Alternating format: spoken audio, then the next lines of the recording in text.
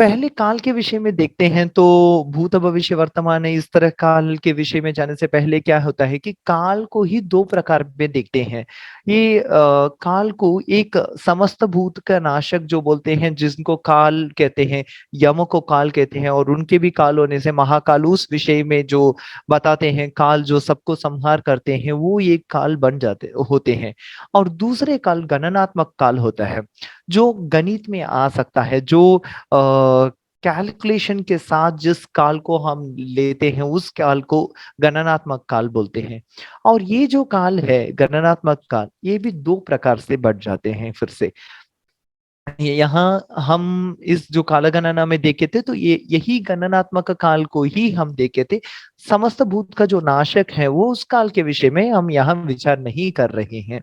तो ये गणनात्मक काल है, यहाँ ये काल भी 2 प्रकार के हो जाते हैं, जैसा कि मूर्त काल और अमूर्त काल। तो हमने मूर्त काल को भी यहाँ विचार किए हैं और अमूर्त काल के भी विचार किए हैं। जैसा अगर हम देखते हैं, प्राण से लेकर सभी जो काल है, प्राण प्राण का मतलब एक हम सामान्य तरह से जैसा उच्छ्वास निश्वास जैसा होता है, एक बार हम जैसा सांस लेते हैं तो उसके लिए सामान्य जो एक अच्छे स्वास्थ्य के व्यक्ति के लिए 4 सेकेंड्स लगते हैं एक बार सांस लेने के लिए। तो इस जो 4 सेकेंड है, इसको आधार मानकर प्राण कर कर दिए हैं। तो ये यहाँ ये प्राण काल से लेकर हमारा जो मूर्त काल है, ये इससे जितना भी ज्यादा बढ़ते हैं वो मूर्त काल में जाते हैं। और उनके नीचे जितना भी लीक शकम लवह रेनवह, ये जो त्रुटि, ये सब तो जो थे, ये सभी भी अमूर्त काल हो जाते हैं। इनका जो रूप ये अनुभव में नहीं आता है, ये काल हमारे लिए। और देखते हैं तो हमें ये बेसिक से क्या पता होना चाहिए कि अहोरात्र जो है, क्योंकि हमें तो 24 आवर्स जो 60 सेकेंड्स मिलकर 1 मिनट बनता है, और 60 मिनट्स ऐसा मिलकर 1 आवर बन जाता है, और ऐसा 24 आवर्स मिलकर 1 डे बन जाता है। ये हम सभी जानते हैं, बच्चे तक जानते हैं, आज के स्कूल के बच्चे भी टाइम जो देखने के लिए जानते हैं, वो बेसिक ये पढ़ लेते हैं। मगर जो घटी के विषय और विघटी के विषय में बहुत सारे लोगों को इसका जो ज्ञान नहीं रहता है, इसलिए उनको पंचांग देखना ये भी दिक्कत में हो जाता है कहीं कहीं। तो ये जान लेना चाहिए कि जैसा कि ये 6 प्राण मिलकर एक विघटी हो जाते हैं, और 60 विघटी मिलकर एक घटी हो जाते हैं। तो एक घटी का साइज अगर हम इंग्लिश में आज के जो हम मान देखते हैं, उसमें देखते हैं तो 24 मिनट्स का है। और यहाँ मैं ये पूरा विषय जान चुके हैं, तो भी कल हमारा परीक्षा होने की वजह से उसके लिए एक तरह के जैसे रिविजन जैसा, और जितने भी काल के संबंधित जो प्रधान विषय है, सिर्फ उन विषयों को लिया हूँ, और आगे जाकर यात्रा के विषय में भी बताऊंगा। तो आज फिर घटी और ऐसा 60 घटी मिलकर एक अहोरात्र बनता है। दिन कहते हैं मगर अहोरात्र दिन और रात को मिलाकर जो तो सामान्य तरफ से देखेंगे तो सुबह का 30 घटी और रात का 30 घटी होता है, मगर वास्तव में ऐसा नहीं होता है। इसके लिए तो रजत सर एक दिन अपने क्लास में जब बता रहे थे कैसे काल हर स्थान पर बदलते रहते हैं, कहीं भी दिन रात 6 महीने के दिन और 6 महीने के रात तक हो जाते हैं। तो इस तरह कैसे इसमें भेद आ जाता है, ये रजत सर हमें एक दिन अच्छे तरह से समझाए थे।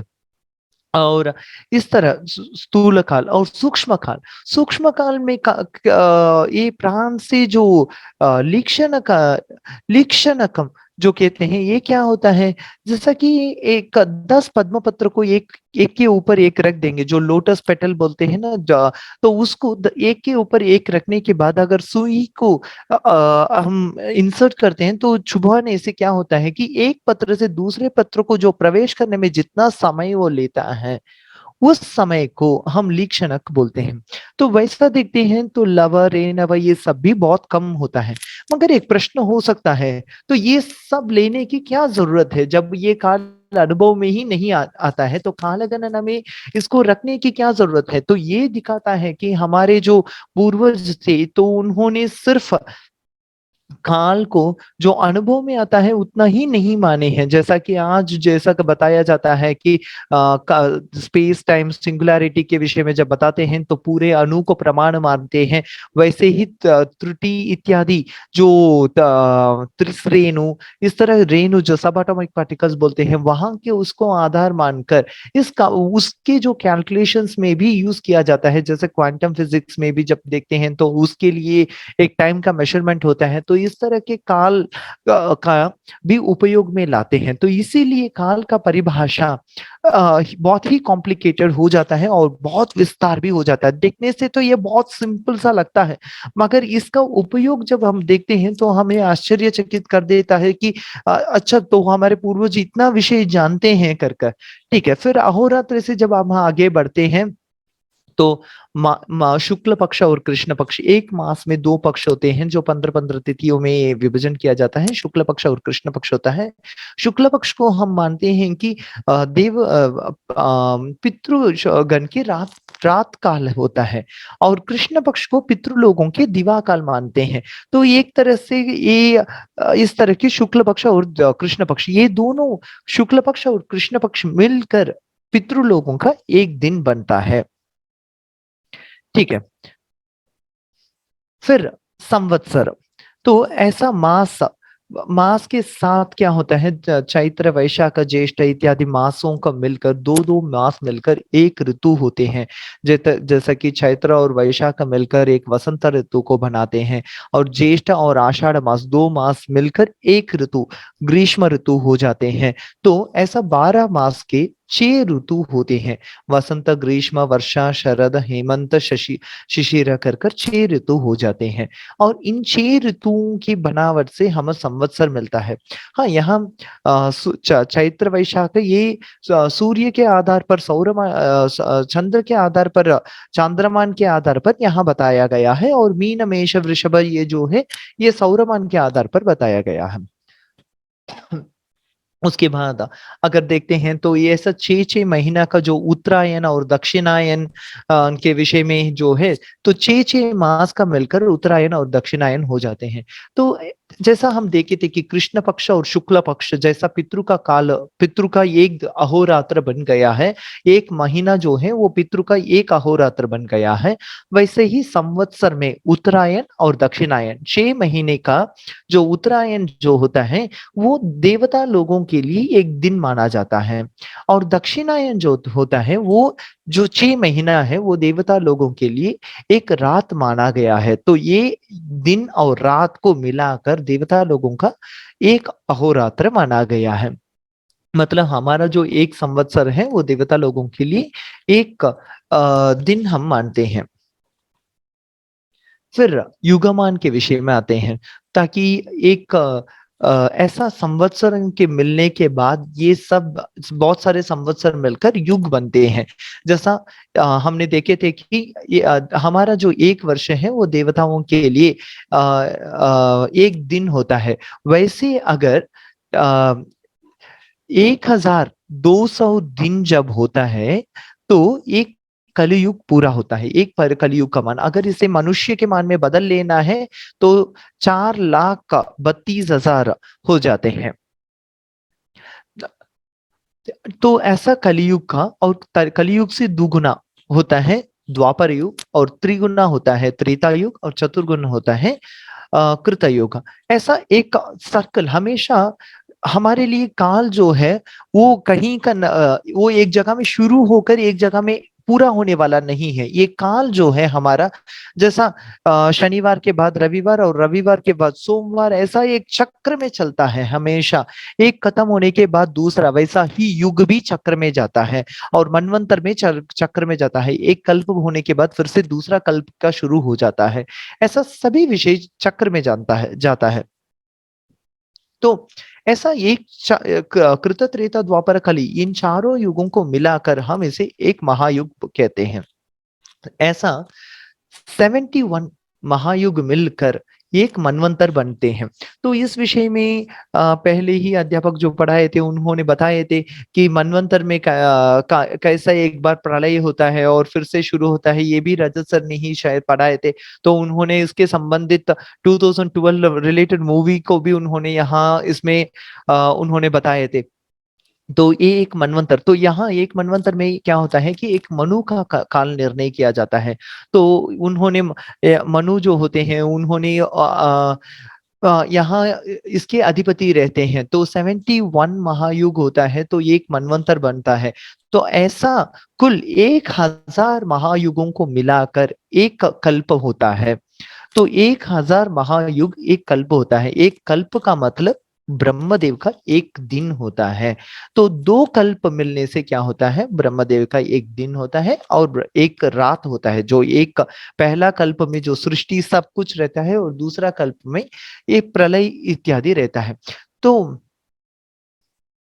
फिर आते हैं पंचांग के विषय में। तो ये भी काल के संबंधित विषय ही होते हैं। जैसे कि काल को हम एक पूरा स्वरूप में देखे थे, काल को एक रूप में देखने के लिए कोशिश किए थे कि ताकि प्रलय तक जाकर, कल्प तक जाकर काल समाप्त वहां हो जाए और वो फिर से, जैसा कि हम देखते हैं कि जब बताते हैं तो जैसा बिग बैंग में जाकर सब ब्लैक होल में जाकर सब कुछ समाप्त होता है, जो कि एक जो होता है वो उस पॉइंट में जाकर एंड हो जाता है और ये सब बिग बैंग से फिर से शुरू होता है कर कर।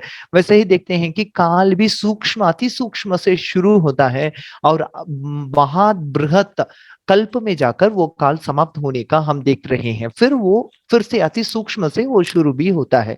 ऐसा काल भी एक चक्र का रूप में ही दिया गया है, इसलिए हम काल चक्र भी बोलते हैं हमारे इसमें, तो हमारे धर्म में। फिर काल के बाद आते हैं तो पंचांग। कि ये पंचांग क्या होता है, एक दिन का 5 अंग होता है। तिथि, नक्षत्र, वारः, योगः, करणः कर कर 5 अंग होते हैं। इस विषय में हर एक दिन एक एक आचार्य इधर बैठे थे और तिथि कैसे बनते हैं, नक्षत्र कैसे बनते हैं, इस विषयों पर उन्होंने हमें पढ़ाए थे, ताकि एक काल के जो स्वरूप, एक बृहत रूप पहले हमने देख लिए और उसके बाद उस काल को कैसे हम तिथि, नक्षत्र, वार, योग, करण में हमने उसे विभाजन किए थे। ये दूसरे एक डायमेंशन बोल सकते हैं, काल का ही एक दूसरा डायमेंशन कर कर भी इसे बोल सकते हैं। तो वैसा हमने इसे देखने का प्रयास करते हैं। तो उसमें पहला जो होता है ये तिथि होता है। जैसा कि शुक्ल पक्ष से पूर्णिमा से अमावस्या, फिर अमावस्या से पूर्णिमा, इस क्रम से जैसा शुक्ल पक्ष और कृष्ण पक्ष में 15-15 दिन, प्रथमा, द्वितीय, तृतीय, चतुर्थी, पंचमी, षष्ठी, सप्तमी, अष्टमी, नवमी, दशमी, एकादशी, द्वादशी, त्रयोदशी, चतुर्दशी, फिर पूर्णिमा, अमावस्या, ऐसा यहाँ तिथि होते हैं। तो तिथि में एक नंदा, भद्रा, जया, रिक्ता, पूर्णा, ये जो इनको तिथियों को ऐसा नंदा, भद्रा, जया, रिक्ता, पूर्णा में विभाजन किए हैं, क्योंकि उसके शुभ अशुभ फल को जानकर और उस तिथि से क्या शुभ कार्य करना है, क्या अशुभ कार्य करना है, ये देखने के लिए। क्योंकि जो कार्य, इसका क्या महत्व है, क्योंकि कार्य जब अच्छे काल में किया जाता है, क्यों मुहूर्त इत्यादि देखने की क्या जरूरत है। अगर कार्य अच्छे अच्छे, क्योंकि हम जो भी कार्य करते हैं उसके सफलता के लिए ही करते हैं, तो उस कार्य को अच्छी तरह से सफल होना हम देखना चाहते हैं, तो उसे एक अच्छा काल में शुरू करना चाहिए। जैसा कि हम भी बोलते हैं, किसी व्यक्ति के पास जाते हैं तो उनके मूड देखते हैं और बताते हैं कि अगर उनके मूड अच्छा है तो उस समय में हम उनसे ये विषय बताते हैं, अगर उनका मूड अच्छा नहीं है तो हम उस विषय को नहीं बताते हैं। ऐसा ही सिर्फ एक व्यक्ति से जब बात करने के लिए ही हम उनका मूड देखते हैं, तो ऐसा ही कार्य को करने के लिए उस काल के, क्या वो काल हमारे लिए अनुकूल्य है या नहीं है, ये देखना भी काल का ही अंतर्गत एक विषय हो जाता है। तो इसलिए यहाँ इस कार्यक्रम में काल के सिर्फ गणना को न लेकर इस तरह के विचार को भी अंदर जोड़ा गया है और इस तिथि का शुभाशुभत्व यहाँ बताया गया है। जैसे कि शुक्ल पक्ष में देखेंगे तो पहले 5 तिथि जो होते हैं, प्रतिपदा से लेकर पंचमी तक, ये शुभ तिथि, ये शुक्ल पक्ष में हमें देखेंगे तो अमावस्या के बाद वो अशुभ होता है, क्योंकि अमावस्या से लेकर वो चंद्र का वहाँ प्रभाव नहीं रहता है। फिर षष्ठी से लेकर दशमी तक मध्यम माना गया है, और एकादशी से लेकर फिर पूर्णिमा तक ये शुभ होता है। वैसे ही देखते हैं, क्योंकि चंद्र जहाँ ज्यादा प्रभावशाली रहते हैं तो वहाँ उनका ज्यादा प्रकाश जब होता है तब उसको ज्यादा शुभ माना गया है। उसके अलावा नंदा भद्रा जया रिक्ता पूर्णा तो है ही। तो नंदा तिथि और अशुभ माना गया है, भद्रा को थोड़ा अशुभ भी नहीं और शुभ भी नहीं, जया को शुभ माना गया है और पूर्णा को भी मध्यम ही माना गया है, मगर रिक्ता को थोड़ा अशुभ माना गया है। और फिर नक्षत्रों के विषय में देखते हैं तो 27 नक्षत्र होते हैं, अभिजित को जोड़ेंगे तो 28 हो जाते हैं। मुहूर्त के विषय में हम अभिजित जोड़ना पड़ता है। और उसके बाद शुभ नक्षत्र, ये मैंने ही उस दिन जैसा नक्षत्र का विभाजन कैसा होता है और उसमें कार्य कैसा किया जाता है, ये मैंने ही बताया था। तो इस विषय में मैं फिर से दोहराना नहीं चाहता हूँ, तो इसे मैं आगे करता हूँ। और नक्षत्र के बाद जो वासर, ये हम सभी को पता ही होता है, रविवार, सोमवार, मंगलवार, बुध, गुरु, शुक्र, शनि, इन वारों के विषय में। और योग, जो अच्छे योगों के विषय में और कर्ण के विषय में भी बताया गया है। तो योग, उनके नाम से ही हमें पता चल जाता है कि योग अच्छे योग है या बुरा योग है, उनके नाम से ही वो हम देख लेते हैं। उसके बाद कर्ण के विषय में आ जाते हैं, तो कर्ण दो प्रकार के हो जाते हैं, क्षर कर्ण और स्थिर कर्ण। तो ये चरकरण जो है हमेशा रोटेशन में आ जाते हैं, जैसे कि आप ब्लैक में देखेंगे, भव, भालव, कौलव, ऐसा तैतिल, घर, वणिजः, विष्टि, भवः। देखिए फिर से देखेंगे तो भवः, भालवः, ये रोटेशन में एक क्रम से चलते रहते हैं, फिर से ये एक चक्र के रूप में आते हैं, इसलिए इनको चरकरण बताया गया है। मगर शकुनी, चतुष्पदम, नागम, किंस्तुग्नम, ये जो चार करण होते हैं इनको स्थिर करण बताए गए हैं। तो ये एक दिन के 5 अंग होते हैं। तो ये 5 अंग के बाद जो आते हैं वो कालमान होता है। कालमान, इसके विषय में देखेंगे तो इसमें बहुत सारे विषयों को लगता है कि ब्रह्ममान और प्रजापत्यमान, ये सब जब मनवंतर इत्यादि जैसा दैवों का मान, पितरों का मान कर कर बताते हैं, तो हमें ये कहीं ना कहीं लॉजिक के बिना कर कर लगता है। मगर ये सिर्फ मगर ये जो कालामान है, ये आज वेस्टर्न लोग भी इसे बहुत महत्वपूर्ण से देखते हैं। और इस कालामान, अब जानते हैं कि डायलेशन ऑफ टाइम जो होते हैं, इन अभी जो फिजिक्स के जो इम्पोर्टेंट टॉपिक होता है, उसके लिए कालमान को आधार माना जाता है। क्योंकि डायलेशन से क्या होता है कि समय में जो भेद होता है, जैसा कि यहाँ जो भूमि में हम देख सकते हैं कि एक काल एक क्रम से चलता है, मगर जब भूमि से जब बाहर निकलते हैं, जो स्पेस में ट्रैवल करते हैं, तो वहां डायलेशन के बारे में बात किया जाता है। जैसा कि ब्रह्म का काल अगर बताते हैं तो ये तो ब्रह्मलोक में होता है। वैकुंठ बोल दिए तो वैकुंठ तो भूमि भूमि तो अलग हो गया, वैकुंठ अलग हो गया, और इंद्रलोक अलग हो गया। ये सब पौराणिक कथा है, मैं मानता हूं ये सब पौराणिक कथा है, मगर इसमें से एक पौराणिक कथा यहाँ एक कहने के लिए चाहता हूं। भागवत पुराण में ऐसा एक कथा है कि एक राजा वहां ब्रह्मदेव के पास जाते हैं अपने कुमारी के लिए। तो ये कथा भी शायद हमारे सर ने यहाँ बता चुके हैं, तो भी मैं इसे बहुत शॉर्ट में बता देता हूँ। गए थे अपने लड़की के लिए वर देखने के लिए, और ब्रह्मा से पूछने के लिए अभिप्राय, ताकि ये लड़का से शादी हो सकता है या नहीं। उस समय ब्रह्मा ने 1 मिनट का समय लिए और उसके बाद पूछे कि क्या बात है बताइए। जब उन्होंने इस विषय को प्रकट किया तो ब्रह्मदेव बताए थे कि आप क्या विषय बोल रहे हैं, अभी तक तो भूमि में इतना सारा युग बीत चुका है, अभी उस व्यक्ति ही नहीं, उस कुल या परंपरा कुछ भी नहीं बचा है, पूरा के पूरा बदल गया। ये कहानी जब कुछ साल पहले हम सुनते तो हमें लगता था कि ये एक मूर्खता है कर कर। मगर आज इस विषय को जितना फिजिक्स में भी इस विषय को जब कोट करते हैं, बहुत सारे ग्रंथों में, टाओ ऑफ फिजिक्स, इस तरह के बहुत सारे ग्रंथों में भी इस तरह के उल्लेख हमें देखने के लिए मिलता है कि डायलेशन ऑफ टाइम के बारे में जब बात करते हैं, और बहुत सारे लोग इस तरह के कथाओं को प्रमाण मानते हैं। तो ये आज एक इम्पोर्टेंट टॉपिक है। तो इस दृष्टि से अगर, क्योंकि यहाँ बताया गया है कि पितृकाल ब्रह्मकाल, ठीक है, अगर हम पितृकाल, पितृ के ऊपर विश्वास है या ब्रह्म के ऊपर विश्वास है, ये विषय अलग बात हो जाते हैं, मगर डायलेशन के ऊपर तो हम सोच सकते हैं। इसके लिए एक प्राचीन दृष्टिकोण से ही एक हम भी कहीं ना कहीं जजमेंटल ना होकर इसे एक तो विस्तार पूर्वक दृष्टि से हम देखना चाहिए, तब जाकर हम इसके वास्तविक जो सच है इसे हम ग्रहण कर सकते हैं। तो इसीलिए इसकी जो प्राचीनता है, इस प्राचीनता को ऐसा ही सुरक्षित रखकर तो ये कोर्स का निर्माण किया गया है, पूरे के पूरे आधुनिक में न जाकर प्राचीन और उसके साथ आधुनिक विषयों को जोड़कर, और उस विषयों को कैसे बहुत आसान तरह से 1 घंटे में हर विषयों को कैसा बताया जा सकता है, ये प्रयत्न ही स्पष्ट हमें बताया गया है।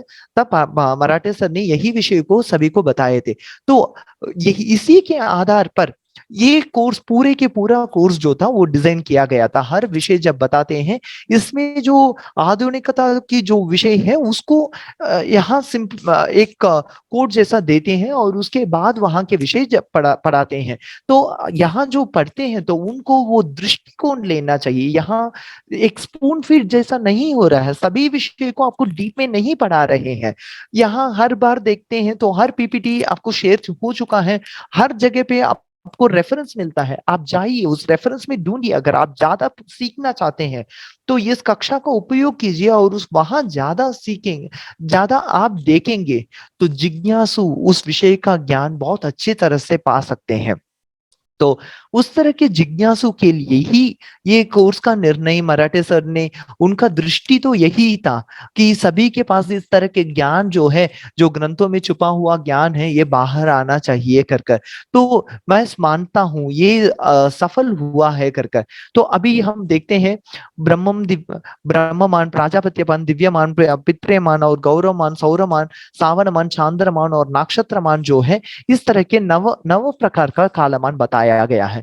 ब्रह्ममान क्या होता है, जैसा मैंने कुछ दिन पहले बताया था कि ब्रह्मदेव का एक दिन और ब्रह्मदेव का एक रात, इस तरह के जो ब्रह्मदेव के काल के ऊपर जो गणना होता है, ऐसा सूर्य सिद्धांत में ये भी बताया गया है कि ऐसा ब्रह्मदेव का भी परिवर्तन होता है।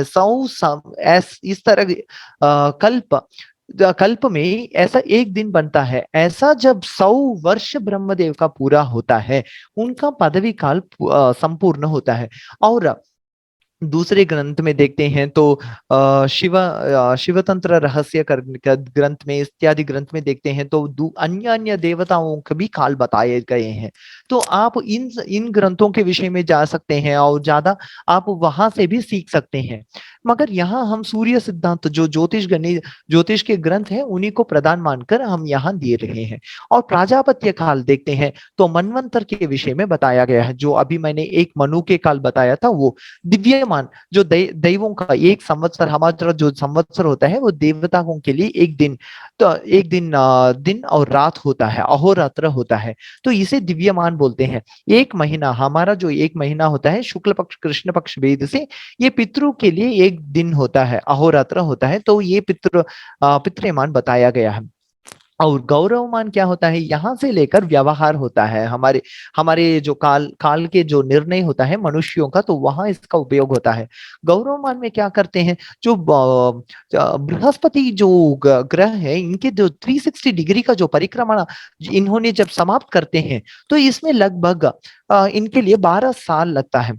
तो इस तरह की, इसके आधार पर हमें इस विषय में अच्छी तरह से अंबालिका मैडम ने उस दिन, डॉक्टर अंबालिका मैडम ने पढ़ा रही थी, तो कैसा इस तरह के विषयों के ऊपर संवत्सर कैसा विभाजन किया जाता है, और उन्होंने अन्य अन्य प्रकार के पंचांग कैसे बनते हैं, इस तरह के विषयों में भी हमें बताए थे। तो सौरमान के विषय में देखते हैं तो गौरवमान हो गया बृहस्पति के आधार पर, और वहां जो 60 संवत्सर प्रभावादि जो 7 संवत्सर होते हैं, तो इन्हीं के आधार पर बनते हैं। फिर सौरमान के देखते हैं तो सूर्य के 360 डिग्री का जो परिक्रमा होता है, तो उसी सौरमान मानते हैं, तो इसलिए हमेशा हम कांस्टेंट 360 को लेते हैं। और सावनमान जो होता है, जो आज वेस्टर्न में जो देखा जाता है कि 365 जो होता है एक्स्ट्रा जो आ जाता है, उसे लीप ईयर कर बैलेंस करते हैं, वो जो है वो सावनमान होता है। और चांद्रमान जो है ये जो अगर अमावस्या से लेकर अगले अमावस्या तक अगर पूर्णिमा भी मान लेंगे तो एक पूर्णिमा से लेकर आगे वाले जो पूर्णिमा होता है वहां तक जो ये 30 तिथि होते हैं, तो इस तिथि के आधार पर जो काल का निर्णय होता है उसे चांद्रमान कहते हैं। और नक्षत्रमान जो होता है ये 27 होता है। अगर अश्विनी से चंद्र शुरू होकर पुनः जब रेवती तक चला जाता है तो इसका एक चक्र संपूर्ण हो जाता है। तो एक चक्र का ये अश्विनी से लेकर रेवती तक जब समाप्त होता है एक चक्र, तो इसे नक्षत्रमान कहते हैं। इसके आगे देखते हैं तो षोडश संस्कार के विषय में। इस विषय में पांडे सर ने हमें बताया था कि कैसा षोडश संस्कार होते हैं और उनके जो, क्योंकि हमारे मनुष्य के जो जीवन में विवाह, गर्भाधान से लेकर गर्भाधान, पुंसवन, सीमंत, जातकर्म, इस सभी के नामकरण हो, उपनयन हो या विवाह हो, चौल कर्म, कुछ भी हो, जिस भी ये विषयों के लिए हम संस्कारों के लिए जो भी हम काल का निर्णय करते हैं तो उस काल में शुभाशुभ अथवा निर्णय कैसा होना चाहिए। क्योंकि काल सिर्फ समय, ये ऐसा नहीं है कि ये देखकर अच्छा काल बीत रहा है या नहीं बीत रहा है, ये घंटा हो रहा है या नहीं हो रहा है, ऐसा देखने के लिए नहीं है। तो उस काल से आगे क्या है, क्योंकि आज हम जब टाइम देखते हैं या 1 और 2 और हम इस समय में मिलते हैं, इस समय सिर्फ समय का निर्णय करने के लिए नहीं है। हमारे प्राचीन के काल जो है इसका स्वरूप ही अलग है। ये जो काल जो होता है, ये हम इस काल को कैसा उपयोग करते हैं। और ये काल जो होता है ये वेस्टर्न के जैसे शुरू होकर खत्म होने का वाला काल नहीं है, ये चक्र रूप वाला काल है हमारा। जैसा एक काल एक पॉइंट पर समाप्त हुआ फिर वहां से शुरू होता है, इसलिए हम युग अवतार को बार बार हम देख पाते हैं। तो हम ये वेस्टर्न की दृष्टि से देखने के लिए कोशिश करते हैं, तो ये फिर से एक तरह के जैसे देखेंगे तो महाबली और विष्णु मूर्ति की कहानी जैसा ही, वामन अवतार की कहानी जैसा ही हो जाएगा। वामन अवतार ने पूछा था कि मुझे 3 डग की मिट्टी चाहिए, और ये महाबली बोले कि 3 है, ठीक है, ये बालक ही है, तो इसके पैर कितना हो जाएगा। तो वामन अवतार ने जब विश्व रूप ले लिया तब जाकर पता चले। तो मापदंड जो होता है ये हर किसी का अलग अलग मापदंड होता है, पहले उसे हमें स्वीकार करना पड़ेगा। ताकि हम अगर वेस्टर्न के मापदंड से ही हमारे जो काल ज्ञान को भी देखने का कोशिश करेंगे तो ये एक मृत के भाषा घट के अंदर हाथी को देखने का कोशिश जैसा ही हो जाएगा। तो हम इसे थोड़ा अच्छी तरह से देखना चाहिए। और फिर आते हैं कि एक दिन को 8 भाग में विभाजन कर लेते हैं, जैसा दिनमान हो या रात्रिमान हो, इसे लेकर 8 भाग में कर लेते हैं। और वहां से यमकंट, गुलिकर, राहु काल इत्यादि का विषय के जो विचार किए थे, तो ये इस विषय में मैंने ही पढ़ाया था, तो इसलिए इसमें भी मैं ज्यादा नहीं बता रहा हूँ, मैं आगे चला जा रहा हूँ। तो ऐसा राहु काल इत्यादि विषय हुआ है। तो आज तक काल सिर्फ यहाँ तक नहीं हुआ तो है, तो काल को जातक में जोड़ने का कोशिश किया गया है। काल को जैसा कि वास्तु के विषय में कैसा देखना चाहिए, इस तरह की कोशिश हुआ है। और काल को अन्य अन्य विषयों पर जोड़कर देखना और उसका कैसा फल फायदा हम कैसा ले सकते हैं, इस विषयों का भी यहाँ कोशिश हुआ है। और उसी क्रम में हम अंतिम में या काल को काल यात्रा से जोड़ने का कोशिश कर रहे हैं। यात्रा का जो काल है उस विषय में आज जो विचार कर रहे हैं, तो ये एक पूर्वावलोकन हो गया, क्योंकि 30 दिन का होने की वजह से जो इतने दिन में हम जो पढ़े हैं, तो इसे एक दृष्टि में मैं यहाँ दिखाने का कोशिश किया, क्योंकि यहाँ मैं किसी विषय को नहीं पढ़ा रहा हूँ, ताकि हम जो जो विषय देखे हैं, क्या क्या हुआ है, वो मैं यहाँ बताने का कोशिश किया था। तो काल यात्रा किसे कहते हैं? किंचित कार्यम उद्देश्य, कुछ कार्यों का उद्देश्य से हम देशांतर गमनम यात्रा, कुछ किसी कार्य के उद्देश्य से, कार्य कुछ भी हो सकता है, उस कार्य के उद्देश्य से हम एक देश से दूसरा देश में अगर जा रहे हैं उसे यात्रा कहते हैं। यात्रा 2 प्रकार के हो जाते हैं, समर विजय यात्रा। युद्ध जीतने के लिए राजा लोग जो यात्रा करते हैं, जीतने के लिए एक स्थान से दूसरा स्थान सैन्य को लेकर जाते हैं, इस तरह की यात्रा एक यात्रा हो जाता है। और दूसरा यात्रा जो है सामान्य लोग हम जैसा यात्रा करते हैं, हम कोई किसी को बंधु जो लोगों को देखने के लिए जाते हैं, एक इंटरव्यू अटेंड करने के लिए जाते हैं, तो इस तरह की जो यात्रा होता है वो सब सामान्य में आ जाता है। मगर ये जो राजा लोगों का यात्रा है इसे फिर से दो प्रकार में कर देते हैं, स्थायी और याई। ये स्थायी कौन होते हैं आज देखते हैं। तो रशिया और यूक्रेन ये जो युद्ध होता है आप देख सकते हैं, यूक्रेन जहां है वो वहीं पर है, तो यूक्रेन को स्थायी माना जाएगा क्योंकि वो अपने ही स्थान पर स्थित है। याई कौन है, रशियंस जो है वो याई होते हैं, उन्होंने अपने मिलिट्री ट्रूप्स को लेकर यूक्रेन के अंदर घुसे हैं और वहां उनके घर में जाकर उनको मार रहे हैं, पीट रहे हैं, तो ये हो जाते हैं याई। और स्थायी और याई ये दो तरह से इस यात्रा को विभाजन किया गया है। तो यहाँ इसलिए ये बताया गया है कि मुहूर्त मुहूर्त जब देते हैं तो स्थायी के लिए कैसा देखना है, याई के लिए कैसा देखना है, कौन किसके लिए कौन सा शुभ होता है, कौन सा अशुभ होता है, इस तरह यात्रा में भेद आ जाते हैं। सिर्फ स्थायी और यायु को ऐसा ही नहीं देखना चाहिए हमेशा युद्ध के लिए ही है, हमारे लिए नहीं है, ऐसा नहीं है। कोई कोर्ट में केस चल रहा है तो एक पिटिशन फाइल किया होगा तो वो हो जाएगा याई, जो एक जिसके ऊपर फाइल किया गया है वो स्थायी हो जाएगा। ऐसा ही वाद विवाद में भी जो वाद के लिए किसी को बुलाया है, आमंत्रण किया है और वाद विवाद में, तो ऐसा स्थायी और याई यहाँ भी भेद हो जाते हैं। और हमेशा डिबेट हो या कुछ भी हो, कहीं भी किसका जीत होगा ये निर्णय करने के लिए भी इसी स्थायी और याई विषयों को ही आधार मानकर आगे बढ़ते हैं। तो यात्रा और काल ये दो विषय हो जाता है। तो काल अगर देखते हैं तो यात्रा को भी हम सिर्फ एक जैसा नहीं देखते हैं, यात्रा भी अन्य बहुत प्रकार हो जाते हैं और उसे देखने का विधान भी बहुत प्रकार से विभाजन हो जाता है। योगा सिद्धिर धरणीपति। तो योग अच्छे योग जो जैसा कि मुहूर्त जो देखा जाता है कि अच्छे मुहूर्त है, जैसा कि जातक भी देख लेते हैं अच्छे योग है होता है या नहीं होता है, अभी जा सकते हैं या नहीं जाते हैं जा सकते हैं, ऐसा धरणीपतियों के लिए होता है। राजा के लिए जो युद्ध के लिए जाते हैं इनके लिए कुंडली का विचार करते हैं, क्या इनके कुंडली में अभी इनके जो जन्म कुंडली होता है इसके आधार पर अभी यहाँ अटैक के लिए जा सकते हैं या नहीं जा सकते हैं, शत्रु के पास बातचीत हो सकता है या नहीं हो सकता है, इस तरह की जो यात्रा है यहाँ राजा के लिए जो जन्म पत्रिका से भी विचार करना चाहिए। तो यात्रा को इस संदर्भ में जन्म पत्रिका से विचार किया जाना चाहिए।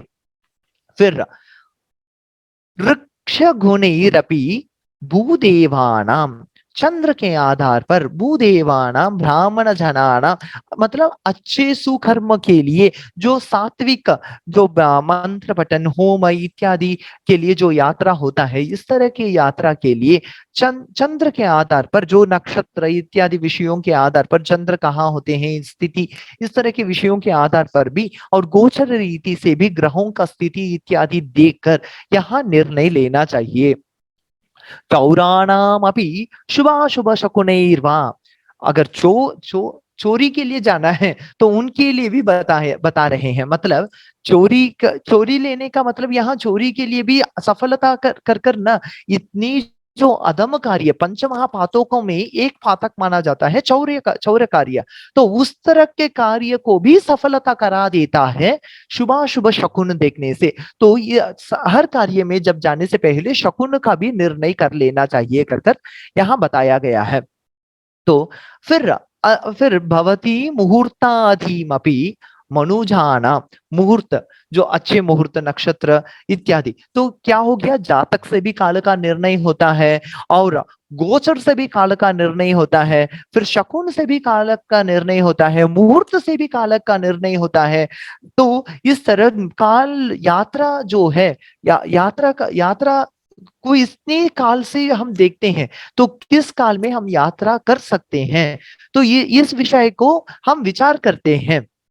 फिर काल शून्य, तो यहाँ क्या होता है, यहाँ एक छोटा सा गणित है, दिनमान हो या रात्रिमान हो, तो हम निरक्ष देश के 30 घटी को हम स्टैंडर्ड मान लेते हैं। वास्तव में दिनमान और रात्रिमान 30-30 घटी के नहीं होते हैं, सिर्फ निरक्ष देश में ही 30 घटी के होते हैं। इस विषय के ऊपर पहले ही आपको बताया जा चुका है, तो मैं यहाँ जो कांस्टेंट 30 घटी है इसको ले लेता हूं ताकि हमारा गणित को सिंपल करने के लिए। तो उसको 3 में विभाग कर लेते हैं, और हर हर 30 को 3 में विभाग कर लेते हैं, तो 10 घटी बन गया है। तो 10 घटी का दिन का 3 विभाग हो जाते हैं, और रात में भी ऐसा ही 3 विभाग। तो एक दिन में 6 6 काल शुल्क के लिए ऐसा ये एक दिन का 3 विभाग और रात्रि का भी 3 विभाग किए गए हैं। तो ऐसा करने के बाद देखते हैं कि स्थिर नक्षत्र कहें या ध्रुव नक्षत्र कहें, यहाँ पूर्वाहन में, मतलब पूर्व दिन के प्रथम जो का 10 घटी होते हैं, उस घटी में को छोड़ त्याग करना चाहिए, क्योंकि इसमें कालशूल्य यात्रा के लिए, क्योंकि अभी मुहूर्त का एक एग्जाम्पल ले रहा हूं मैं, तो इस काल को यहाँ छोड़ देना चाहिए। चरण नक्षत्र में चरण नक्षत्र मतलब पुनर्वसु, स्वाति, श्रवण, धनिष्ठ, शतभिषा, ये जो 4 नक्षत्र होते हैं, तब उस समय रात्रि के तृतीय भाग, मतलब रात्रि में अंतिम 10 घटी, जो सूर्य उदय के पहले जो 10 घटी होते हैं, उस 10 घटी को त्याग कर देना चाहिए, मतलब उस घटी में यात्रा नहीं होना चाहिए, यह अशुभ माना जाता है। तो ऐसा एक मुहूर्त के अनुसार कैसा यात्रा को निर्णय किया जाता है, ये अभी बताया गया है। इस तरह प्रश्न शास्त्र, जातक हो या प्रश्न हो, जातक, तो यहाँ प्रश्न के विषय में बताया जा रहा है, षट पंचाशी का ग्रंथ से लिया गया है। जैसा लग्न से च्युति को देखना है, च्युति का मतलब क्या है, यहाँ से निकलना।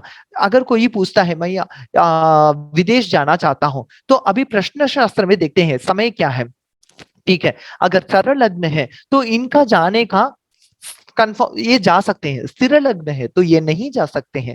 द्विस्वभाव लग्न है तो जाने में विलंब होता है। और फिर वहां के ग्रह स्थितियों को देखते हैं कि कौन से ग्रह हैं और उनकी कितना बल है, अबल है, इस तरह के विषयों को लेकर यहाँ फिर से यहाँ विचार होता है। फिर चतुर्थ भाव से वृद्धि देखा जाता है, ठीक है, वो विदेश जा रहे हैं, क्या वहां जाने से उनका लाभ होगा, उनकी जिंदगी में वृद्धि होगा, ना तो वहां जाने के बाद वहां उनको कुछ दुख कष्ट का सामना कर कर जो अपने साथ लेके गए थे उसे भी खोकर आना पड़ेगा क्या।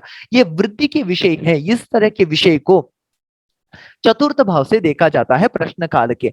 और सप्तम भाव से क्या, निवृत्ति, पुनः अच्छी तरह से लौट के आते हैं, या रोग युक्त होकर आते हैं, या कोई दिक्कत से आते हैं, या ज्यादा लाभ लेकर आते हैं, इस तरह के विषय को निवृत्ति से देखा जाता है। फिर प्रवास, मतलब उनके जो यात्रा के जो समय है, यात्रा में उनको कोई दिक्कत तो नहीं आ जाते हैं ना, तो इस तरह के विषय दशम भाव से किया करना चाहिए कर कर प्रश्न शास्त्र षटपंचशी का ग्रंथों में, मतलब प्रश्न शास्त्र के ग्रंथ में ऐसा देखा जाता है।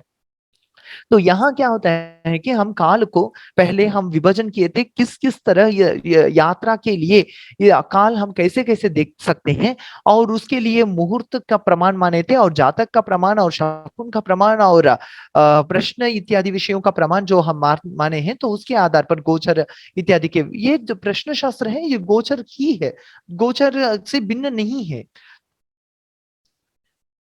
फिर यहाँ ये प्रश्न के ही दूसरे द्वादश भावों के विषय में बताए गए हैं। पहले लग्न लग्न भाव में देह आरोग्य कैसा होगा, इनके ये यात्रा के विषय में। द्वितीय कोश, इनके धन जो है वो कैसे में होता है, और ये कैसे अच्छी तरह से इस्तेमाल होते हैं, या लाभ होगा या नहीं होगा, इस तरह के। और तृतीय भाव से धन भी नहा, मतलब सिक्योरिटी गार्ड्स जो उनके साथ जाते हैं उनकी स्थिति क्या है, उनके रक्षणा के लिए जो उनके साथ जाते हैं तो उनका क्या विषय है। वाहन, तो चतुर्थ भाव से वाहन, जिस वाहन से ये यात्रा करते हैं उसकी स्थिति कैसी होगी है, इसकी विचार किया जाता है। मन मंत्र मतलब इसकी जो एडवाइजर्स जो होते हैं उनके विषय में क्या होता है, वो कैसे रहते हैं, और फिर शत्रु लोग जब जाते हैं तो वहां के शत्रु किनसे मिलने के लिए जाते हैं, कोई रास्ते में इनको दिक्कत पहुंचाता है या नहीं, ये सब मार्ग जाने का रास्ता कैसा होता है, इसके विषय सप्तम भाव से विचार किया जाता है। और अष्टम भाव से आयु और इनके हृदय मनोनुकूल कैसा होता है, ये नवम भाव से होता है व्यापार, जो इनका व्यापार अच्छी तरह से होता है या नहीं, ये दशम भाव से, और गमनागमन आगम वापस आने का जो है ये एकादश भाव से, और यहाँ जो इनका व्यय जो होता है जाने में जो खर्च होता है ये यहाँ से विचार किया जाता है। मतलब द्वादश भाव से विचार किया जाता है। और जन्म काल से कैसा देखना चाहिए, ये विषय यहाँ बताया गया है। मैंने सिर्फ एक एक एग्जाम्पल दिया हूं, और अब सभी के विषय में यहाँ मुहूर्त हर रेफरेंस भी दिया गया है, तो आप उसके संबंधित जो ग्रंथ में उस चैप्टर में जाकर आप देखते हैं तो आपको बहुत विस्तार से आपको मिल जाएगा। क्योंकि हर विषय, ये जो काल गणना जो है ये बहुत ही बड़ा बृहत विषय है, विश्व रूप जैसा है, और इसे हम 1 घंटे में आपको परिचय ही करा सकते हैं। इसके पूरे जो विषय है, इसका पूरा ज्ञान जो देना है, ये बहुत ही समुद्र जैसा ही है। जैसा अब वराह मिहिर जी बताते हैं कि समुद्र पार करने के लिए एक प्लव ही प्रदान कर सकते हैं, तो वैसा ही एक प्लव के रूप में ये 30 दिन के कार्यक्रम जो है ये आपके लिए मदद करेगा। तो यहाँ जो जन्म काल से कैसा इसका निर्णय लेना चाहिए, स्वक्ष मतलब अपने जो राशि है, राशि से यहाँ विचार किया जाता है, जन्म राशि से देखते हैं, और गोचर जिसको कहते हैं वहां से इसका विचार किया जाना चाहिए। और अर्नाध तो यहाँ होता है उपचय स्थान, जैसा लघु जातक में भी बताया गया है, 3, 6, 10 और 11 भाव में कौन से ग्रह बैठे हैं। और अनुपचय स्थान 1, 2, 4, 5, 7, 8, 9 और 12, ये जो भाव होते हैं, यहाँ जो ग्रहों की स्थिति होते हैं, यहाँ इसे उपचय स्थान और अनुपचय स्थान, यहाँ के विचार कैसा होना चाहिए। फिर घट कुंभ राशि व कुंभ लग्न जब होता है तो उस समय में नहीं करना चाहिए। फिर अस्त अस्तव जब ग्रह अस्त हो गए हैं, तो जो ग्रह शुभ ग्रह होते हैं उनको, जिनको बलवान होना चाहिए, जो वो हमारे जो गोचर रीति से जब अस्तंगत हो जाते हैं तो तब यात्रा का नहीं करना चाहिए। और वक्री होने से अनरुजु, तो ये वक्री होने से वहां उस समय में नहीं करना चाहिए। गृहांशष्टमम मतलब शत्रु के अगर कोई केस या कुछ भी हो, शत्रु से षष्ठम भाव जो होता है और उस अधिपति का जो काल, वहां का लग्न अगर हमें प्राप्त होता है, यात्रा के लग्न होता है, तो उस समय में नहीं करना चाहिए, क्योंकि वो शत्रु को बल देता है जीतने के लिए, तो उस समय में नहीं करना चाहिए। रुपोर भान भाधनु, तो यहाँ रिपु शत्रु का, भार धनु, भार धनु का मतलब क्या है, पृष्ठोदय ऐसा मतलब है, जो कि बृहद जातक में हम देख पाते हैं कि गोजस्विकर की मिथुनाः समृगानि शाक्याः पृष्ठोदयाः विमिथुनाः कथिताः कथितास्त एव, ऐसा जब बताया गया है। गो मतलब वृषभ, वृषभ अश्वी, धनु कर्क, कर्क राशि, और मृगशीरा, और फिर इन सभी को पृष्ठोदय राशि बताया गया है, जिनके उदय पृष्ठ से होता है। तो ये राशियों को, ये जो राशि का लग्न होता है, तो इसको भी हमें त्यागना पड़ेगा। और स्वार्क्षम गेश रिपुम खलम, और पाप ग्रहों की जो काल होते हैं उस तरह, और अपने ही जो लग्नाधिपति के काल होते हैं उसे भी त्याज्य करना चाहिए। जनी जनी बल त्यक्ते, अगर बलहीन है, जो अच्छे ग्रह होते हैं वो जब बलहीन हो जाते हैं, मतलब नीच स्थान में है, तो इस तरफ क्या अगर होते हैं तो यात्रा का हम पोस्टपोन कर सकते हैं। तथा सांप्रतम यात्रा लग्नगतम त्यजेत, तथा दिशामीशो, दिशा के जो अधिपति होते हैं उनके आधार पर, जैसा अर्क सूर्य जो होते हैं, पूर्व दिशा की यात्रा यहाँ सफल रहता है। और आग्नेय शुक्र, आग्नेय में शुक्र के, और मंगल जब होते हैं तब दक्षिण के, और नैऋत्य में राहु, और पश्चिम में शनि, और वायव्य कोण के तरफ यात्रा करना है तब चंद्र, उत्तर दिशा में जब यात्रा करना है तब बुध, और ईशान्य दिशा में यात्रा करना है तो बृहस्पति। इस तरह के राहुर मंद शशांक सौम्य गुरवः, इन सभी के और के दिशा में यात्रा किया जा सकता है। केंद्र दीघीश व्रजेत, तो केंद्र प्रथम, चतुर्थ, सप्तम और दशम, ये जो केंद्राधिपति के जो काल होते हैं यहाँ यात्रा किया जा सकता है। और फिर आगे देखते हैं तो शुभ शकुन यहाँ दिया है, सिर्फ शुभ शकुन को मैंने यहाँ लिया हूँ, अशुभ शकुन को मैं यहाँ नहीं लिया हूँ, क्योंकि शुभ जैसा है उस तरह के अशुभ भी हो जाता है, और काल के सीमा होते हुए मैंने जो 1 घंटे में जितना बता सकते हैं मैंने उतने ही विषयों को यहाँ पर लिया हूँ। तो इसके आगे ये मुहूर्त चिंतामणि के 11वें अध्याय के बाद 100 और 101 के बाद जो 102 और 103 श्लोक हैं, यहाँ आपको अशुभ शकुन भी मिल जाएंगे। तो शुभ शकुन में देखते हैं विप्र, विप्र ब्राह्मण जन, एक नहीं होना चाहिए, 2 या 2 से अधिक जब होते हैं तो शुभ शकुन होते हैं।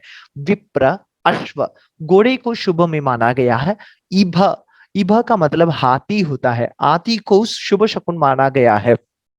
फल, कोई जाते समय फल, अन्न लेके आना, दूध लेके आना, दही लेके आना, गो अगर गाय सामने आता है वो शुभ माना गया है। सिद्धार्थ, सिद्धार्थ का मतलब होता है सरसों जो होते हैं वो अगर सामने लेके आते हैं तो इसे शुभ शकुन मानते हैं।